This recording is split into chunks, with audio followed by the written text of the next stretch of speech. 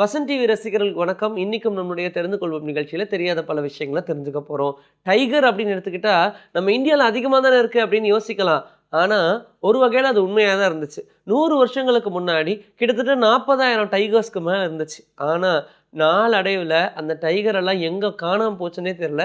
இப்போ எக்ஸிஸ்டிங்காக இருக்கிறதுன்னு பார்த்தோம்னா கிட்டத்தட்ட ஒரு 3000 வைல்ட் டைகர்ஸ் மட்டுமே தான் இருக்குது. என்னப்பா புலி கூட என்டேஞ்சர்டு ஸ்பீஷியல்ஸில் இருக்குது அப்படின்னு யோசிச்சா இது வெறும் இந்தியாவில் மட்டும்தான். அதுவே அதர் கண்ட்ரீஸ்ன்னு எடுத்துட்டிங்கன்னா கிட்டத்தட்ட ஜூவில் மட்டுமே 7000 டைகர்ஸ் இருக்கக்கூடிய இடங்கள்லாம் உண்டு. அப்படி பார்த்தோம்னா டைகர் ஒன்றும் என்டேஞ்சர்டு ஸ்பீஷிஸ் கிடையாது.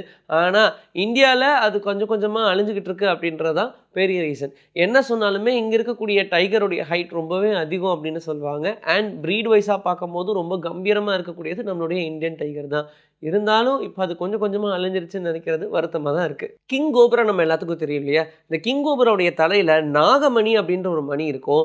இதை எடுக்கிறது பெரிய ஒரு டாஸ்க்கு. ஆனால் இது கிடச்சிருச்சுன்னா அவங்களுக்கு எல்லா வகையிலையும் லக்கு மட்டுமே தான் அடிக்கும். ரொம்ப அதிர்ஷ்டக்கல் அப்படின்ற மாதிரிலாம் சொல்லுவாங்க. இந்த ஒரு விஷயம் ஃபிக்ஷனலாக உருவாக்கப்பட்டது தான். நம்ம பார்க்குற மாதிரி சீரியல்ஸ், படங்கள் இந்த மாதிரி ஃபிக்ஷனல் கேரக்டருக்காக உருவாக்கப்பட்ட ஒரு ஸ்டோரி. ஆனால் இதை நிஜம் நம்பி நிறைய பேர் கிங் கோப்ராவுடைய தலையில் நாகமணி இருக்கும் அப்படின்னு நினச்சி, அதுவும் ரொம்ப செலக்டிவாக இருக்கும் அப்படின்னு நினச்சி எல்லா கிங் கோப்ரா வச்சு டெஸ்ட் எல்லாம் பண்ணாங்க. இதனாலேயே கிங் கோப்ராவுடைய எண்ணிக்கை கொஞ்சம் கொஞ்சமாக குறைஞ்சிக்கிட்டே போச்சு. ஆனால் உண்மையிலேயே நாகமணி அப்படின்ற ஒரு விஷயம் கிங் கோப்ராவுடைய தலையில் உருவாகலாம் செய்யாது. அது ஒரு ஃபிக்ஷனலாக உருவாக்கப்பட்டது தான். இது வெறும் கட்டுக்கதை அப்படின்னு தான் சொல்கிறாங்க. பழைய ஃபோட்டோஸ் எல்லாம் எடுத்து பாருங்களேன், யாருமே பெருசாக சிரிச்சிருக்கவே மாட்டாங்க. இதுக்கு என்ன ரீசன்? யாருக்கும் சிரிக்கவா தெரியாமல் இருந்திருக்கும்? அதெல்லாம் கிடையாது, எல்லாருக்குமே சிரிக்க முடியும். ஆனால் அப்போது ஒரு ஃபோட்டோ எடுக்கணும் அப்படின்னா அதுக்கான எக்ஸ்போஷர் டைம்னு பார்க்கும்போது ஒரு 30லேருந்து 40 செகண்ட் வரைக்கும் ஆகும். அப்படியே கான்ஸ்டண்ட்டாக எல்லாராலையும் சிரிச்சுக்கிட்டே இருக்க முடியாது. அது அவங்களுக்கு அன்கம்ஃபர்டபுளாக இருக்கும், வாய் வலிக்கும். அதனால் ரொம்ப நியூட்ரலான எக்ஸ்பிரஷன் வச்சுக்கலாமேன்னு எல்லாருமே நியூட்ரலான எக்ஸ்பிரஷன் தான் மெயின்டைன் பண்ணியிருப்பாங்க. ரொம்ப ரேராக 100ல் ஒரு 2 to 3% மட்டும்தான் பரவாயில்ல நான் சிரிக்கிறேன் அப்படின்னு சொல்லி சிரிச்சிருப்பாங்க. ஆனால் அந்த ஃபோட்டோஸை பார்க்குறதும் ரொம்ப ரொம்ப ரேர் தான். ஒரு மனிதனுடைய உடல்னு எடுத்துட்டோம்னா அவங்களுக்கு 1 டீஸ்பூன் ஆஃப் சுகர் மட்டுமே தான் நம்மளுடைய பாடியில் இருக்கணும். ஆனால் அதுக்கு மேலே எக்ஸஸ் ஆச்சுன்னு வச்சுக்கோங்க, அதை டயபெட்டிக்காக கன்சிடர் பண்ணுவாங்க.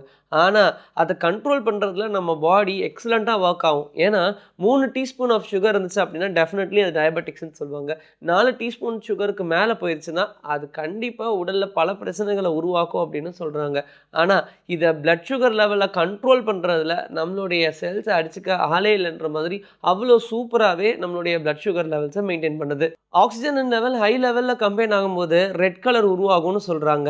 இதனால தான் மேபி நம்மளுடைய பிளட்டு கூட ரெட் கலராக இருக்குது. இதுவும் கிட்டத்தட்ட சிமிலாரிட்டி தான் அப்படின்னு சொல்கிறாங்க.